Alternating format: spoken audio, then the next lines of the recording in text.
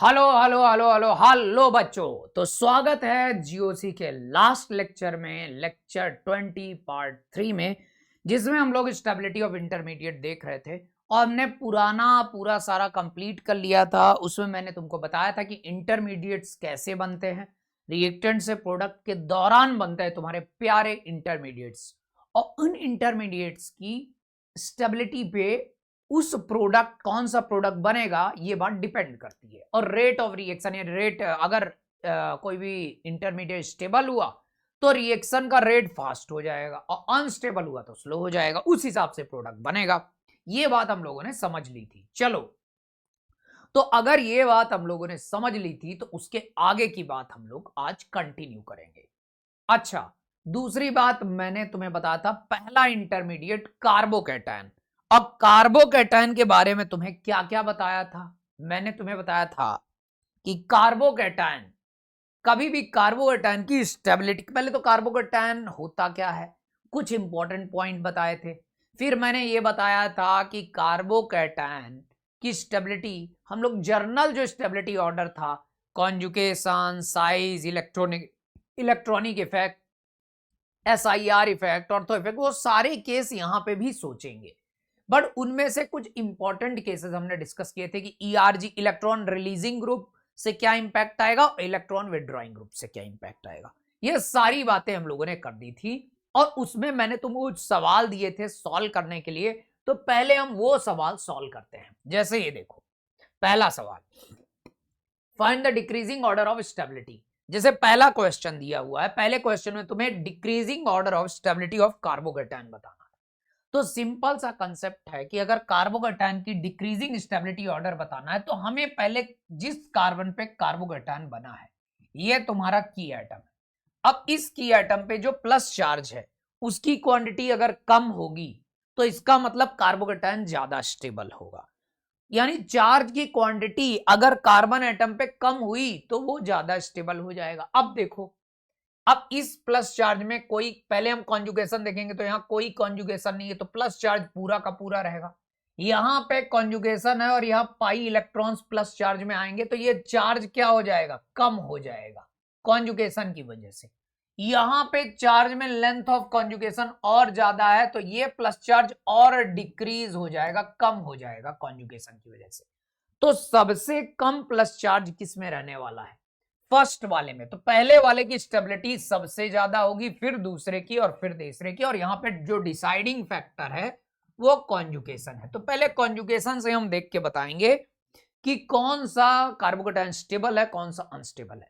तुम्हें मैंने बताया था कार्बोकैटायन में प्लस चार्ज होता है, इलेक्ट्रॉन अगर चार्ज पे आएंगे प्लस चार्ज में तो चार्ज की क्वांटिटी कम कर देंगे, ये हाई पोटेंशियल में, ये लो पोटेंशियल में। कॉन्जुगेशन हमने समझा हुआ है इस तरीके से। अच्छा, अब ये दूसरा सवाल, दूसरे सवाल में स्टेबिलिटी ऑफ कार्बोकैटायन बताना है। तो अब देखो, इस वाले में पाई बॉन्ड और प्लस चार्ज साइक्लिक कॉन्जुगेशन में प्रेजेंट है। और सबसे अच्छी बात, जब हम कॉन्जुगेशन देखेंगे तो ये भी दिमाग में रखेंगे कि क्या यहां पे किस टाइप का कॉन्जुगेशन है। तो हम देख पा रहे हैं कि ये बिल्कुल साइक्लिक कॉन्जुगेशन हो रहा है। तो यहां पे अगर हम यहां पे बात करें तो यहां पे एरोमेटिक कॉन्जुगेशन हमें देखने को मिल रहा है। क्या एरोमेटिक कॉन्जुगेशन देखने को मिल रहा है। अच्छा, अब इसकी बात करें तो इसको तुम्हें बताया है यहां पे टाइप ऑफ कॉन्जुगेशन पहचानोगे तो 4 पाई इलेक्ट्रॉन साइक्लिक कॉन्जुगेशन में, और ये हमने देखा था यहां एंटी एरोमेटिक कॉन्जुगेशन यहां पे दिख रहा है ना। अब इस वाले को देखो, इस वाले में अगर हम देखें तो ये प्लस चार्ज है, ये भी कॉन्जुगेशन पाई बॉन्ड और ये इस पे लोन पेयर रहेंगे तो साइक्लिक कॉन्जुगेशन है। यहां हमें एरोमेटिक कॉन्जुगेशन दिख रहा है। अब यहां पे कॉन्जुगेशन दिख तो रहा है, यहां पे हमें दो स्टेबल कॉन्जुगेशन दिख रहे हैं या बहुत अच्छे कॉन्जुगेशन दिख रहे हैं। यहां पे भी एरोमेटिक कॉन्जुगेशन दिख रहा है और यहां पे भी एरोमेटिक कॉन्जुगेशन दिख रहा है। इन दोनों जगह में हमें एरोमेटिक कॉन्जुगेशन दिख रहे हैं। अगर ये देखें कि ये दोनों ही एरोमेटिक कॉन्जुगेशन है तो दोनों एरोमेटिक में ज्यादा लेंथ ऑफ कॉन्जुगेशन कहां होगी। यहां कॉन्जुगेशन 3 एटम्स में घूम रहा है तो यहां 2 पाई इलेक्ट्रॉन्स है। यहां पे कितने पाई इलेक्ट्रॉन्स आ रहे हैं, 2 पाई इलेक्ट्रॉन्स आ रहे हैं, 2 पाई इलेक्ट्रॉन्स आ रहे हैं। यहां पे अगर हम बात करें तो कितने इलेक्ट्रॉन्स घूम रहे हैं, 6 पाई इलेक्ट्रॉन्स। तो यहां लेंथ ऑफ कॉन्जुगेशन ज्यादा है, यहां पे लेंथ ऑफ कॉन्जुगेशन कम है। तो अगर मैं बात करूं कि ज्यादा बढ़िया से कॉन्जुगेशन जहां होगा, प्लस चार्ज को इलेक्ट्रॉन्स उतने ज्यादा मिल जाएंगे और प्लस चार्ज की क्वांटिटी कम हो जाएगी, क्योंकि अगर कॉन्जुगेशन ज्यादा हुआ प्लस चार्ज की क्वांटिटी कम हो जाएगी। क्या हो जाएगी? कम। कॉन्जुगेशन उसको बढ़िया इलेक्ट्रॉन फ्लो देगा, जितना ज्यादा कॉन्जुगेशन होगा उतना अच्छा इलेक्ट्रॉन उसको मिलेगा। तो यहां पे सबसे ज्यादा स्टेबल कार्बोकेटायन हम बोलेंगे कौन सा हो जाएगा? थर्ड वाला। फिर कौन सा हो जाएगा? फर्स्ट वाला। सबसे कम या बेकार एंटी एरोमेटिक कॉन्जुगेशन जो इस प्लस चार्ज को अनस्टेबल कर देगा, तो सेकंड वाला सबसे कम स्टेबल हो जाएगा। और इस तरीके से ये तुम्हें ऑर्डर मिलेगा। तो ये इसका ऑर्डर हो जाएगा। आगे बढ़ते हैं, थर्ड वाले में मिलते हैं। थर्ड वाला केस देखो, थर्ड वाले केस में क्या हो रहा है यहां देखते हैं। यहां पे देखो कार्बोकेटायन सभी में प्लस चार्ज प्रेजेंट है, ये की एटम है। अब इन की एटम्स पे प्लस चार्ज जिनमें है, इस प्लस चार्ज की क्वांटिटी डिसाइड करेंगे कि ज्यादा है या कम है। कम प्लस चार्ज होगा तो ज्यादा स्टेबल मानेंगे, क्योंकि चार्ज कम तो स्टेबिलिटी ज्यादा, सीधी सी बात है। अब यहां पे कॉन्जुगेशन हो रहा है, यहां भी कॉन्जुगेशन हो रहा है, यहां भी कॉन्जुगेशन हो रहा है, यहां पे भी कॉन्जुगेशन हो रहा है, सभी में कॉन्जुगेशन हो रहा है। कॉन्जुगेशन सेम लग रहा है ऐसा बोलेंगे। साइज की एटम की साइज सब में कार्बन सेम है, इलेक्ट्रोनेगेटिविटी कार्बन इलेक्ट्रोनेगेटिविटी सेम है। अब कॉन्जुगेशन सेम है, साइज सेम है, इलेक्ट्रोनेगेटिविटी सेम है। अब हम क्या देखेंगे? Electronic effect. तो अब हम एम इफेक्ट पहले देखेंगे। तो तुम देखोगे इसमें ये ग्रुप लगा हुआ है, इसमें NO2 ग्रुप लगा हुआ है, इसमें CH3 ग्रुप लगा हुआ है। अब एम इफेक्ट यहां पे कौन दिखाएगा? तो तुम देखोगे ये प्लस एम इफेक्ट दिखाएगा और ये वाला माइनस एम इफेक्ट दिखाएगा। प्लस एम इफेक्ट क्या करेगा? इलेक्ट्रॉन्स रिंग के अंदर देगा, और जब इलेक्ट्रॉन ये रिंग के अंदर देगा तो रिंग के अंदर से ऑब्वियसली इलेक्ट्रॉन यहां पे भी जाएंगे। तो अगर प्लस चार्ज को इलेक्ट्रॉन मिलेंगे, यहां ये इलेक्ट्रॉन सप्लाई कर रहा है उधर की ओर प्लस चार्ज की तरफ, तो प्लस चार्ज को इलेक्ट्रॉन मिलेंगे तो इसका चार्ज क्या हो जाएगा? अगर मान लो 100 यूनिट सभी में चार्ज था, मान लेते हैं प्लस चार्ज 100 यूनिट था समझने के लिए, तो अब यहां प्लस चार्ज को बहुत तेजी से ये कम कर देगा, 100 से ये 80 कर देगा, समझ लो। प्लस एम इफेक्ट इलेक्ट्रॉन्स दे के इस प्लस चार्ज को कम कर देगा। अच्छा, इस वाले में देखें तो इस वाले में क्या होगा? ये इलेक्ट्रॉन्स खींचेगा, ये इलेक्ट्रॉन खींचेगा, तो प्लस चार्ज यहां पे क्या होगा?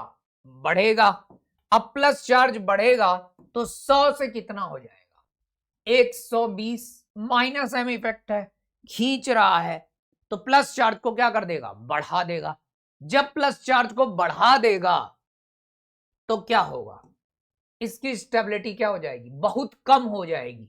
जबकि सभी में से जहां एम इफेक्ट लग रहा है, तो ये एम इफेक्ट इसका चार्ज सबसे कम कर दे रहा है, मतलब इसकी स्टेबिलिटी सबसे ज्यादा हो जाएगी। यानी इन सभी कंपाउंड में से अगर मैं इसको फर्स्ट बोलूं, इसको सेकंड बोलूं, इसको थर्ड बोलूं, इसको फोर्थ बोलूं, तो इनमें से सबसे ज्यादा स्टेबल तुम्हारा कौन सा हो जाएगा? सेकंड वाला कंपाउंड सबसे ज्यादा स्टेबल हो जाएगा। उसके बाद सेकंड कंपाउंड सबसे ज्यादा स्टेबल हो गया, और वहीं पे माइनस एम से ये इलेक्ट्रॉन खींच लिया तो प्लस चार्ज एकदम से सबसे ज्यादा हो गया, तो जिसमें सबसे ज्यादा प्लस चार्ज उसकी स्टेबिलिटी सबसे कम, यानी थर्ड वाले की स्टेबिलिटी सबसे कम यानी लीस्ट हो जाएगी। अब सेकंड और थर्ड तो हमने एम इफेक्ट से डिसाइड कर लिए। अब आगे की बात करते हैं। ये दोनों के अलावा इसमें कोई इलेक्ट्रॉनिक इफेक्ट नहीं लग रहा था और इसमें CH3 था, तो एम इफेक्ट के बाद हम हाइपर कॉन्जुगेशन देखेंगे। तो इसमें हाइपर कॉन्जुगेशन लगेगा, और हाइपर कॉन्जुगेशन भी इलेक्ट्रॉन देने वाला इफेक्ट होता है, हमेशा इलेक्ट्रॉन देता है। तो जब ये इलेक्ट्रॉन देगा, लेकिन एम से एम बहुत ज्यादा इलेक्ट्रॉन या तो दे देता है या खींच लेता है, उससे कमजोर इफेक्ट होता है हाइपर कॉन्जुगेशन। तो ये इलेक्ट्रॉन देगा, दे के इसका 100 से इलेक्ट्रॉन बढ़ाएगा, लेकिन 110 ही बढ़ाएगा, उतना ज्यादा नहीं बढ़ाएगा जितना ये एम बढ़ा रहा था। तो इसका इलेक्ट्रॉन सॉरी इसका चार्ज कम करेगा ना, इलेक्ट्रॉन देगा। हाइपर कॉन्जुगेशन क्या देगा? इलेक्ट्रॉन देगा। तो इलेक्ट्रॉन जब देगा तो ये जो 100 यूनिट चार्ज था, जब ये इलेक्ट्रॉन देगा तो ये 100 यूनिट चार्ज क्या होगा, कम होगा, कम करेगा, लेकिन जितना m कम कर रहा था उतना नहीं करेगा, इसका यहां पे 90 यूनिट चार्ज बचेगा। तो अब अगर हम ओवरऑल देखें तो हम क्या देख पाएंगे कि सबसे ज्यादा स्टेबल हमने इन m इफेक्ट से बता दिए। फिर उसके बाद जो स्टेबिलिटी है इसकी हो जाएगी, क्योंकि चार्ज को कम करने वाला हाइपर कॉन्जुगेशन इलेक्ट्रॉन देके चार्ज कम कर रहा है, तो फिर ये फोर्थ हो जाएगा। और फोर्थ के बाद कौन सा हो जाएगा, फोर्थ के बाद फर्स्ट। तो ओवरऑल जो ऑर्डर हमें मिल रहा है 3142 मिल रहा होगा। तो कुछ इस तरीके से हम स्टेबिलिटी ऑफ कार्बोकेटायन को इलेक्ट्रॉनिक इफेक्ट अप्लाई करके बताएंगे। देखो, कोई भी इलेक्ट्रॉनिक इफेक्ट आए तो एक साथ सारे मिक्स करके अगर अप्लाई करोगे तो गलत हो जाएगा। तो बेटर ये है कि एक एक करके हम इसको अप्लाई करें। क्या ये बात सबको समझ में आई? जल्दी बताओ। हाँ, तो हम लोग ये देख रहे थे कि किस तरीके से इलेक्ट्रॉनिक इफेक्ट को हम लोग इसमें अप्लाई करते हैं। अच्छा, अब ये वाला क्वेश्चन दिया हुआ, इसको भी इलेक्ट्रॉनिक इफेक्ट से हमें सॉल्व करना है। तो देखो हम कैसे सॉल्व करेंगे। सभी में प्लस चार्ज दिया हुआ है, तो अगर इसको भी हम डेटा की तरह समझें तो मान लो सभी में 100 यूनिट प्लस चार्ज है, सभी में 100 यूनिट पहले मैंने प्लस चार्ज मान लिया। अब ये केवल समझाने के लिए है किस तरीके से हमें कंसेप्ट अप्लाई करना है, ताकि हमें कंसेप्ट अप्लाई करने में कोई गलती ना हो। अब देखो, अब यहां पे CHO ग्रुप है। CHO ग्रुप को अगर डिटेल में ड्रॉ करोगे तो तुम्हें पता है कि ये यहां पे C डबल बॉन्ड OH होगा, यहां पे OCH3 ग्रुप है, O में क्या रहेगा, लोन पेयर रहेगा, यहां पे भी OCH3 ग्रुप है ना। अब इन सारी चीजों को देखो, ध्यान से देखो, इसको हम कैसे अप्लाई करेंगे इसमें इलेक्ट्रॉनिक इफेक्ट। चलो, तो अगर तुमने सोच लिया है तो अब इसको आगे करते हैं। अब देखो, ये CHO है, ये तुम्हारे पास डेल्टा प्लस ग्रुप है, यहां पे लोन पेयर है, यहां पे लोन पेयर है, यहां पे भी ये डेल्टा प्लस होगा उसी तरीके से। अब यहां देखो, यहां पे अगर हम इसको ड्रॉ करें तो यहां पे ये C डबल बॉन्ड O और ये H। अब यहां पे देखो ध्यान से, अब यहां पे क्या सिचुएशन बनेगी, अब ये बात हम समझते हैं। तो देखो, तुम्हें पता है कि अगर हम देखें कॉन्जुगेशन सभी में हो रहा है, साइज लग नहीं रहा, इलेक्ट्रोनेगेटिविटी लग नहीं रहा। अब ये ग्रुप है, ये ग्रुप यहां पे कौन सा इफेक्ट लगा रहा है, -M। तो ये ग्रुप यहां पे कौन सा इफेक्ट लगा रहा है, हमें ये पहचानना आना चाहिए, -M और प्लस M। अब ये ग्रुप यहां पे क्या लगाएगा, यहां पे M इफेक्ट नहीं लगेगा, क्योंकि इसके रिस्पेक्ट में ये मेटा पोजीशन पे, और मेटा पोजीशन पे M इफेक्ट नहीं लगता। ये वाला भी M इफेक्ट नहीं लगाएगा ग्रुप। तो यहां पे ना तो ये M इफेक्ट लगा, ना ये, केवल ये दोनों लगा रहे हैं। अब यहां पे देखो, ये -M है, इलेक्ट्रॉन खींचेगा तो ये यहां पे चार्ज, इलेक्ट्रॉन की कमी थी, प्लस चार्ज, और इलेक्ट्रॉन खींच लिया तो बढ़ जाएगा, तो प्लस बढ़ के 120 हो गया मान लो। यहां पे क्या होगा, ये तो इलेक्ट्रॉन देने वाला है, अब ये इलेक्ट्रॉन देगा +M से, प्लस चार्ज को इलेक्ट्रॉन मिल रहा है, इलेक्ट्रॉन माइनस चार्ज का होता है तो ये प्लस चार्ज कम हो जाएगा, तो ये 100 से कितना हो जाएगा, 80 हो जाएगा। अब ये बताओ, सबसे ज्यादा चार्ज, प्लस चार्ज किस में है, फर्स्ट में। ये तुम्हारा हो गया फर्स्ट, ये तुम्हारा हो गया सेकंड, ये हो गया तुम्हारा थर्ड, ये हो गया तुम्हारा फोर्थ, है ना। अब इसकी अगर मैं बात करूं कि सबसे ज्यादा प्लस चार्ज फर्स्ट वाले में है, तो उसकी स्टेबिलिटी को लास्ट कर देगा ये सबसे कम। फर्स्ट सबसे कम स्टेबल होगा, सबसे कम चार्ज M इफेक्ट की वजह से सेकंड में, तो सेकंड सबसे ज्यादा स्टेबल। ये दोनों ने अपनी जगह बना ली। अब बचे ये दोनों। अब मेटा पोजीशन में M इफेक्ट लग नहीं रहा था, हाइपर कॉन्जुगेशन भी मेटा पोजीशन पे जनरली लगता नहीं, और यहां पे अल्फा हाइड्रोजन भी नहीं है, रोचक बात ये। तो अब हम इंडक्टिव इफेक्ट देखेंगे। अब देखोगे तुम कि ये OCH3 -I इफेक्ट लगाएगा, और ये भी क्या लगाएगा, -I इफेक्ट। ये हमें पहचानना आना चाहिए। OCH3 इलेक्ट्रोनेगेटिविटी की वजह से -I लगाएगा, और ये डेल्टा प्लस की वजह से। अब इन दोनों -I इफेक्ट में ज्यादा स्ट्रॉन्गर -I इफेक्ट, देखो डिस्टेंस प्लस चार्ज से सेम है, तो इलेक्ट्रॉन तो ये सभी इससे खींचेंगे, ये इलेक्ट्रॉन -I इफेक्ट खींचने वाला है ना, ये खींचने वाला है, ये भी इलेक्ट्रॉन इससे खींचेगा, अब जब इलेक्ट्रॉन खींचेगा तो ये माइनस आई इफेक्ट से कौन ज्यादा मैग्नीट्यूड में, तो डेल्टा प्लस ज्यादा माइनस आई लगाएगा, ज्यादा है तो इस प्लस चार्ज को जब और इलेक्ट्रॉन तुम इससे खींच लोगे तो इसका चार्ज बढ़ जाएगा। कितना बढ़ जाएगा? 100 से 105। कम बढ़ेगा क्योंकि आई इफेक्ट वीक इफेक्ट होता है एम के रिस्पेक्ट में।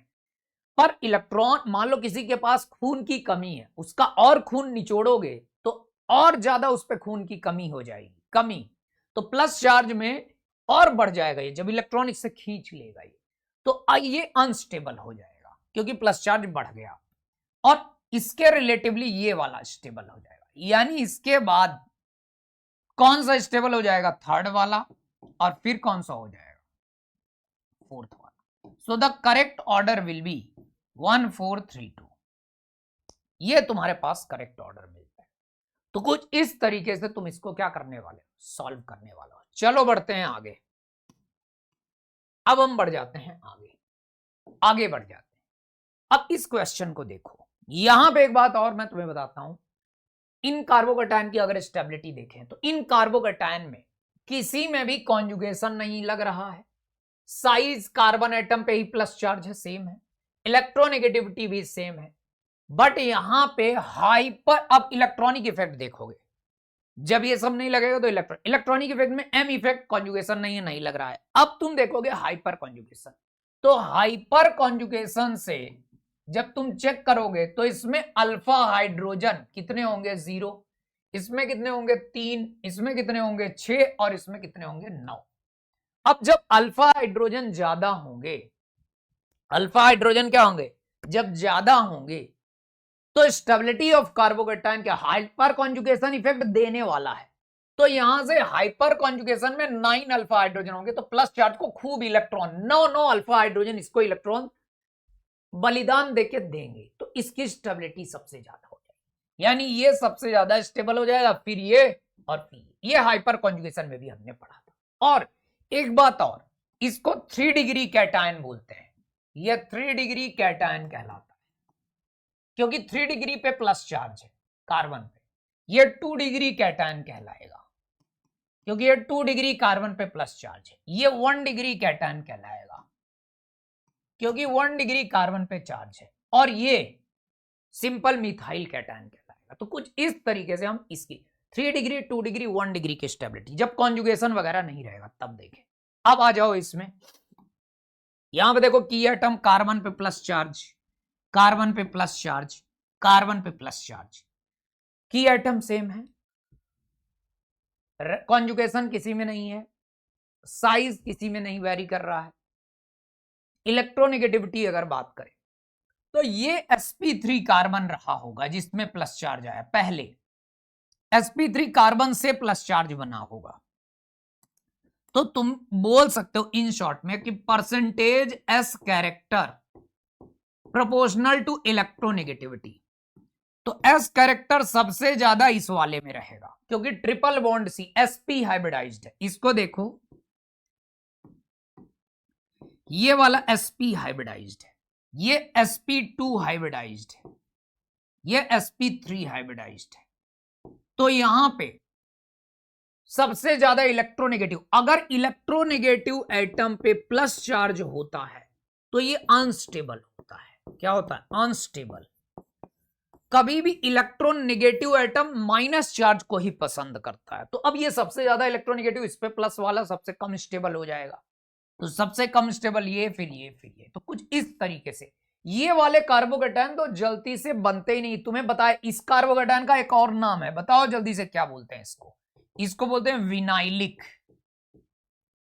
Vinylic cation. और ये कैटायंस जल्दी से नहीं बनते, ये अनस्टेबल होते हैं, ये नहीं बनना चाहते। चलो, अगर ये बात क्लियर हो गई तो हम आगे बढ़ते हैं। अब देखो, अब इन सवालों को और सॉल्व करते हैं फटाफट, फिर हम आगे बढ़ेंगे कैटायन में।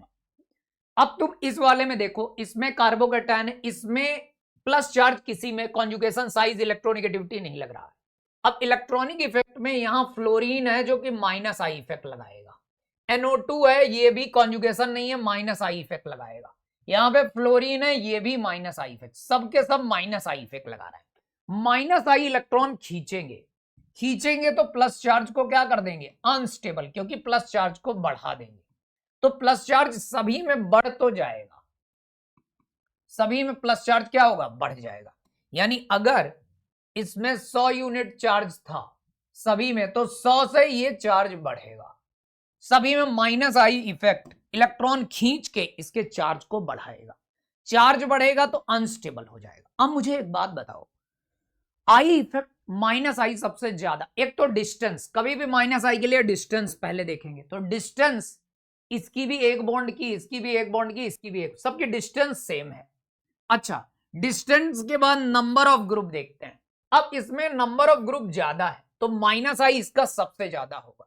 जब माइनस आई इसका ज्यादा होगा तो ये सबसे, अब यहां पे देखो, इसका माना है ये है फर्स्ट, ये वाला है सेकंड, ये वाला है थर्ड। अब इसका माइनस आई इफेक्ट सबसे ज्यादा है, तो अगर इसका माइनस आई सबसे ज्यादा है तो ये वाला क्या हो जाएगा, माइनस आई सबसे ज्यादा, तो ये सबसे कम स्टेबल, क्योंकि ये खींच लेगा और चार्ज बढ़ा देगा, तो सबसे कम स्टेबल कौन सा हो जाएगा, थर्ड। अब बचे ये दोनों, दोनों में माइनस आई लग रहा है, पर ज्यादा माइनस आई किस में लगेगा, NO2, इलेक्ट्रॉन खींचेगा, तो माइनस आई से ये अनस्टेबल हो जाएगा, इसका चार्ज बढ़ जाएगा। तो फिर कौन सा अनस्टेबल हो जाएगा, सबसे कम स्टेबल थर्ड था, फिर कौन सा हो जाएगा, सेकंड, और फिर कौन सा हो जाएगा, फर्स्ट। तो माइनस आई इफेक्ट से तुम कुछ ऐसे बता दोगे इसके। अब लास्ट ये क्वेश्चन करते हैं और उसके बाद हम लोग कार्बोकेटायन, अच्छा अभी दो और सवाल है। अब इस सवाल को तुम देखो, ये इंडक्टिव इफेक्ट का सवाल है, इसको तुम बनाओ, जल्दी से बनाओ बच्चा, ये तुम्हें होमवर्क में मैं देता हूं, है ना, ये होमवर्क में, क्योंकि सेम ये आई इफेक्ट पे डिपेंड कर रहा है, तो ये होमवर्क क्वेश्चन है, इसको तुम बना पाओगे। डिस्टेंस वगैरह वाला फैक्टर इसमें लगाना है कार्बोकेटायन। अब दो सवाल और हैं जो कि बड़े इंपॉर्टेंट है कार्बोकेटायन के लिए। हम लोगों ने जो स्टेबिलिटी के अभी फैक्टर सॉल्व किए, वो क्या क्या सॉल्व किए, कार्बोकेटायन की स्टेबिलिटी के क्या क्या फैक्टर्स हमने सॉल्व किए, conjugation, size, electronegativity, electronic effect, MI और हाइपर कॉन्जुगेशन। इसके अलावा कई बार स्टेबिलिटी के फैक्टर्स आते हैं, जैसे हमने ब्रिडिट्स रूल पढ़ा था, उसमें देखा था कि अगर 3 मेंबर्ड रिंग है और प्लस चार्ज आ गया तो ये sp2 कार्बन आ गया एक, इसमें भी प्लस चार्ज है तो ये sp2 कार्बन आ गया, इसमें भी sp2। तो यहां पे हमने, अगर तुम्हें याद हो तो हमने पढ़ा था कि अगर sp2 कार्बन आएगा तो 3 मेंबर रिंग में स्ट्रेन बढ़ जाएगा, और स्ट्रेन बढ़ गया तो वो रिंग अनस्टेबल होगी, तो ये कार्बोकेटायन हाईली अनस्टेबल होगा। तो यहां से यहां की ओर जब हम जाएंगे ना, तो रिंग स्ट्रेन क्या होगा, यहां रिंग स्ट्रेन डिक्रीज होगा, सबसे ज्यादा रिंग स्ट्रेन इसमें होगा। हमने ये ब्रिडिट्स रूल में पढ़ा था, उसको तुमको अगर नहीं पढ़ा तो उसको जाके देखो वहां पे। तो इसकी वजह से ये कार्बोकेटायन सबसे कम स्टेबल हो जाएगा, है ना। अगर इसको बोले फर्स्ट, इसको बोले सेकंड, इसको बोले थर्ड और इसको बोले फोर्थ, कौन सा कार्बोकेटायन सबसे कम स्टेबल हो जाएगा, फर्स्ट वाला सबसे कम स्टेबल होगा। उससे ज्यादा स्टेबल कौन सा होगा, सेकंड, उससे ज्यादा स्टेबल कौन सा होगा, थर्ड, और सबसे ज्यादा स्टेबल कौन सा हो जाएगा, फोर्थ। तो अगर कभी भी ऐसा सवाल आता है तो ये स्टेबिलिटी ऑर्डर हो जाएगा, 4 वाला सबसे स्टेबल, 4 3 2 फिर 1, कुछ इस तरीके से हमें स्टेबिलिटी ऑर्डर देखने को मिलेगा। अच्छा, यही ब्रिडिट्स रूल वाले एरिया में हमने एक और डेंसिंग रेजोनेंस पढ़ा था, डेंसिंग रेजोनेंस। तो ये भी यहां पे एक कंसेप्ट आता है, डेंसिंग रेजोनेंस से सिग्मा पाई का कॉन्जुगेशन होता है, प्योर पी ऑर्बिटल में सिग्मा बॉन्ड के इलेक्ट्रॉन ओवरलैप करते हैं। और मैंने ये बात यहां बताई थी कि अगर प्लस चार्ज है तो यहां पे एक ट्रायंगल से एक बॉन्ड गए, देखो ये ट्रायंगल में ही प्लस चार्ज था तो रिंग स्ट्रेन क्रिएट हो गया, रिंग में ही प्लस चार्ज आ गया, रिंग स्ट्रेन कर दिया, अनस्टेबल हो गया। लेकिन अगर इससे एक बॉन्ड की दूरी पे रहेगा तो यहां डेंसिंग रेजोनेंस की वजह से ये वाला कार्बोकेटायन बहुत स्टेबल हो जाता है, और यहां दो दो रिंग इस प्लस चार्ज को सिग्मा इलेक्ट्रॉन देके स्टेबलाइज करेंगे तो ये और ज्यादा स्टेबल हो जाएगा। अब यहां कितनी रिंग एक बॉन्ड के गैप में प्लस चार्ज से, 3, तो ये और तो यहां पे due to dancing resonance stability of carbocation increases. यहां पे देखो, due to dancing resonance stability of cation increases. अब ये बात मैंने तुम्हें डिटेल में, ये डेंसिंग रेजोनेंस क्या होता है, ब्रेडिट्स रूल के बाद दिखाई थी। तो ये बात बड़ी इंपॉर्टेंट, और ये कार्बोकैटायन बहुत स्टेबल हो जाते हैं। चलो, इतने फैक्टर तो हम एक बात बोल सकते हैं क्या, कि दो और फैक्टर हमने अभी जोड़े कार्बोकैटायन की स्टेबिलिटी के लिए। हमने कार्बोकैटायन की स्टेबिलिटी के लिए कॉन्जुगेशन देखा था पहले, फिर क्या देखा था, साइज देखा था, साइज के बाद क्या देखा था, इलेक्ट्रोनेगेटिविटी देखा था, फिर हमने इलेक्ट्रॉनिक इफेक्ट देखा लगाया, उसके अंदर हमने देखा एम इफेक्ट, हाइपर कॉन्जुगेशन और आई इफेक्ट। अब ये दो इफेक्ट और हमें सोचने हैं। रिंग स्ट्रेन, रिंग स्ट्रेन मैंने तुम्हें बताया कार्बोकैटायन की स्टेबिलिटी को कैसे अफेक्ट करता है। अगर रिंग स्ट्रेन हाई है और कार्बोकैटायन वहां है तो स्टेबिलिटी कम हो जाएगी, जैसे कि मैंने इस सवाल में बताया। रिंग स्ट्रेन अगर आया, इस रिंग का स्ट्रेन बढ़ा दिया तो कार्बोकैटायन अनस्टेबल हो जाता है, ये हाईली अनस्टेबल हो जाता है कार्बोकैटायन, इधर से इधर की ओर जब हम जा रहे हैं। अच्छा, दूसरी बात मैंने बताया डेंसिंग रेजोनेंस, किस तरीके से ये तो बहुत ज्यादा स्टेबलाइज कर देता है। तो डेंसिंग रेजोनेंस स्टेबलाइज कैटायन। अब ये कैटायन को बहुत स्टेबलाइज करता है, और ये डिस्टेबलाइज कैटायन, ये बोल सकते हैं डी स्टेबलाइज कैटायन। अब ये दोनों एग्जांपल इंपॉर्टेंट है, इन बातों को हमें दिमाग में कैद करके रखना है, सुरक्षित रखना है, तभी काम तमाम होगा सवाल का। अच्छा, ये बात हमने देख ली। अब कुछ ऐसे केसेस मैं तुम्हें बताने जा रहा हूं कैटायन के, जिनमें सवाल आते हैं, और कुछ चीजें एक्सपेरिमेंटल बेस्ड पे एनसीईआरटी से रिलेटेड एक डेटा है जो, जिसके बेसिस पे कार्बोकैटायन की स्टेबिलिटी लिखी है, उसी पे हमसे सवाल पूछे जाते हैं। तो चलो अब हम अगले उस डेटा बेस्ड को आगे समझते हैं, डेटा बेस को समझते हैं और फिर उनकी स्टेबिलिटी को समझते हैं। चलो, तो अब हम लोग कार्बोकैटायन का, अभी हमने देखा किस तरीके से हमें कार्बोकैटायन को सॉल्व करना है, अगर क्वेश्चन में आ गया, मतलब उसकी स्टेबिलिटी कैसे प्रिडिक्ट करनी है, किन किन फैक्टर से हमें सोच के प्रिडिक्ट करनी है। अब मैं एक केस बताता हूं जो एक एक्सपेरिमेंटल स्टेबिलिटी ऑर्डर है, और उसमें हमें कुछ एक्सपेरिमेंटल बेस्ड चीजें अगर ध्यान रखनी है पॉइंट वाइज, ताकि हम सवाल में उसको गलत ना करें, तो उसको हम समझेंगे। और वो केस भी देखेंगे जहां कार्बोकैटायन या तो बहुत ज्यादा स्टेबल हो जाएगा या बिल्कुल बहुत ज्यादा अनस्टेबल। कुछ तो एक नॉर्मल कार्बोकैटायन है जो बन जाता है, कुछ एक हाईली स्टेबल, बहुत स्टेबल, तो कहीं बहुत कम स्टेबल। तो आओ देखते हैं। तो एक केस एक्सपेरिमेंटल स्टेबिलिटी ऑर्डर देखो, अब यहां पे एक केस हमें दिया हुआ है कार्बोकैटायन की स्टेबिलिटी का। अब ये स्टेबिलिटी का एक जर्नल ऑर्डर तुम्हें क्या दिया हुआ है, सबसे ज्यादा स्टेबल कार्बोकैटायन सी में प्लस चार्ज है, और यहां पे पीएच, यहां पे पीएच और यहां पे पीएच, तीन तीन बेंजीन रिंग, ये कॉन्जुगेशन में है, ये बहुत स्टेबल कार्बोकैटायन होता है। फिर इसके बाद अगर कार्बोकैटायन है, ये प्लस है, दो पीएच कर दो, दो बेंजीन रिंग के साथ कॉन्जुगेशन में, और एक जगह हाइड्रोजन है, बिल्कुल सही है, वो हो गया। फिर इसको याद रखना है तुम्हें, अगर कभी भी एक पीएच है, एक बेंजीन रिंग है, मैं इसको ड्रॉ कर देता हूं, फिर इसमें कार्बोकैटायन है, और फिर यहां कार्बन वाला कोई भी ग्रुप लगा है, तो ये कार्बोकैटायन है। अब इस कार्बोकैटायन को बेंजाइलिक बोलते हैं, बट बेंजाइलिक के साथ आर लगाए यानी अल्काइल ग्रुप, तो हम इसका नाम रखेंगे, अभी हम याद भी कर लेंगे इसको क्योंकि ये सवाल में पूछता है बेंजाइलिक।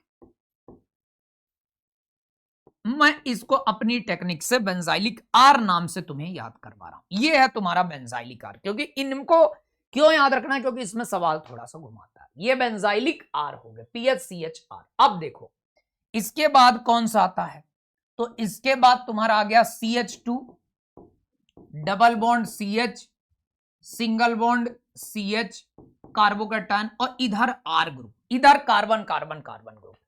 अब अगेन ये डबल बॉन्ड से एक बॉन्ड के गैप में अगर ये एटम आया, तो इसको हम क्या बोल देते हैं, इसको हम बोल देते हैं एलाइलिक।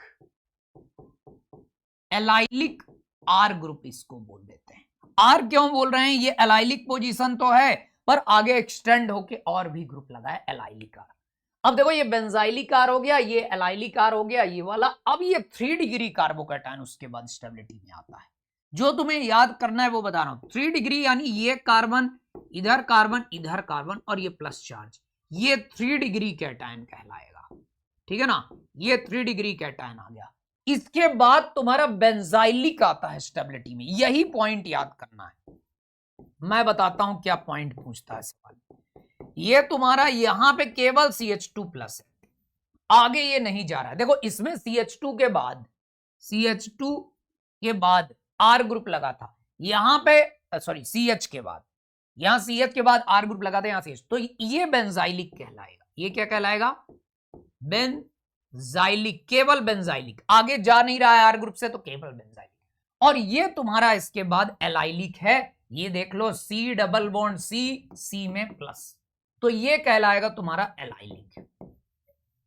तो अब यहां पे तुम्हें बस एक बात ध्यान रखनी है इस एक्सपेरिमेंटल ऑर्डर में, क्या जो हम गलती कर देते हैं एक्चुअल में, एक सवाल के थ्रू मैं तुमसे गलती करवाता हूं, उसके बाद बताता हूं कि अगर मैं तुमसे पूछूं कि फाइंड द स्टेबिलिटी ऑर्डर, मैंने सवाल दिया कि stability order, find decreasing stability order of cation, और फिर मैंने तुम्हारे सामने क्या लिखा सवाल, देखना ध्यान से। पहला सवाल लिखा मैंने, एक मॉलिक्यूल कुछ ऐसा,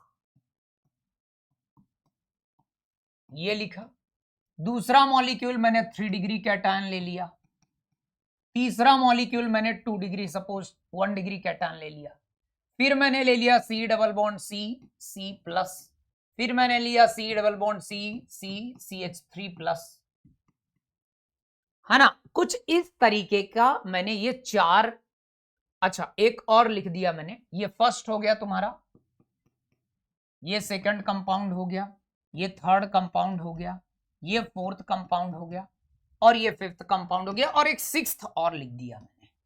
सिक्स्थ में मैंने क्या लिखा? बेंजीन है, और इस पे मैंने लिख दिया CH2 प्लस। ये तुम्हारे पास सिक्स्थ कंपाउंड हो गया, ये कंपाउंड दे दिए।